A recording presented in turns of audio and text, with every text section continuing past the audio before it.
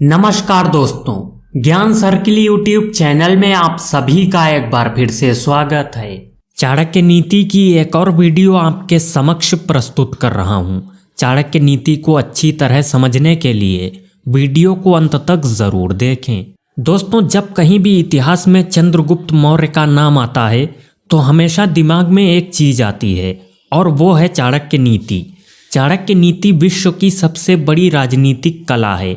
आचार्य चाणक्य ने जब मानव जाति के धर्म को बंधनों में जकड़े देखा तो उन्होंने सोचा कि आज मानवता को धर्म के बारे में पूरा ज्ञान देना आवश्यक है और इस तरह जन्म होता है चाणक्य नीति का।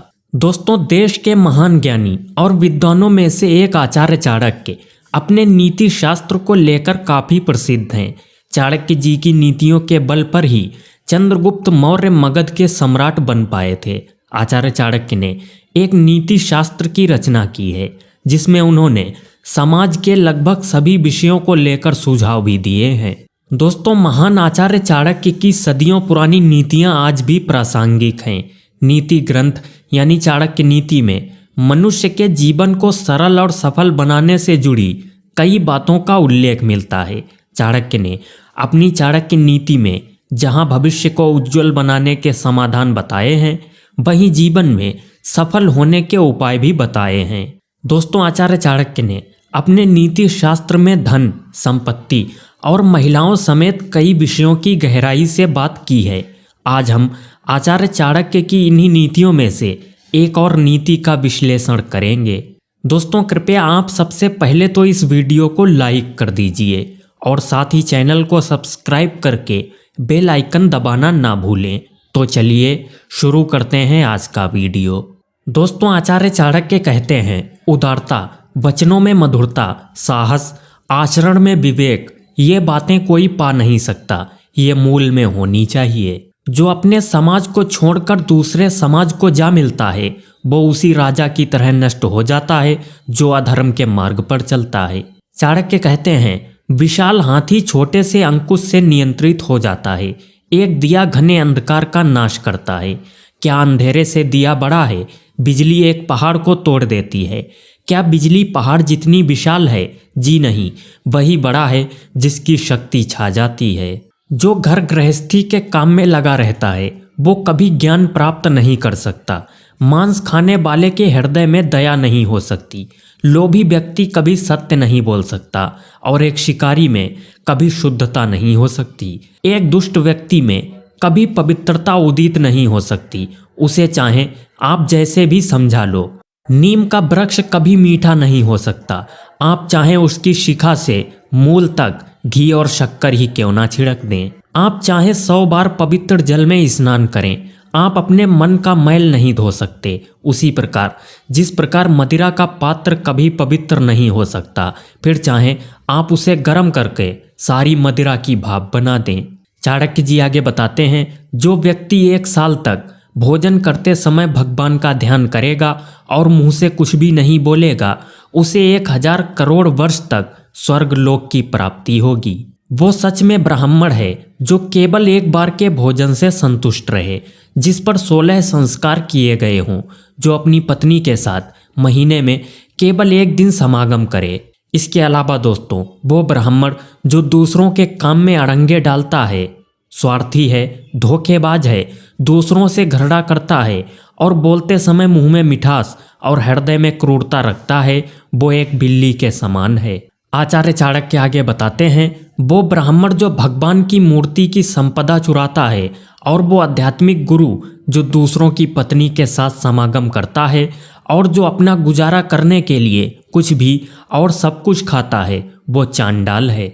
दोस्तों, एक गुणवान व्यक्ति को आवश्यकता से अधिक दान में देना चाहिए। केवल दान के कारण ही कर्ण, बाली और राजा विक्रमादित्य आज तक चल रहे हैं।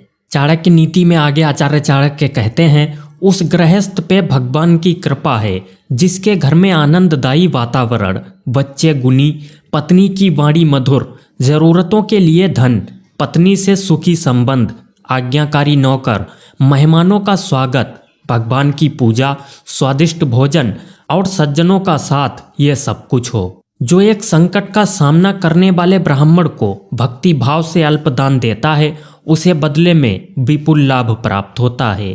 चाणक्य जी आगे बताते हैं, वो लोग इस दुनिया में सुखी हैं जो अपने संबंधियों के प्रति उदार हैं, अनजाने लोगों के प्रति सहृदय हैं, अच्छे लोगों के प्रति प्रेम भाव रखते हैं, नीच लोगों से धूर्ततापूर्ण व्यवहार करते हैं, विद्वानों से कुछ नहीं छुपाते, दुश्मनों के सामने साहस दिखाते हैं, बड़ों के प्रति विनम्र और पत्नी के प्रति सख्त हैं।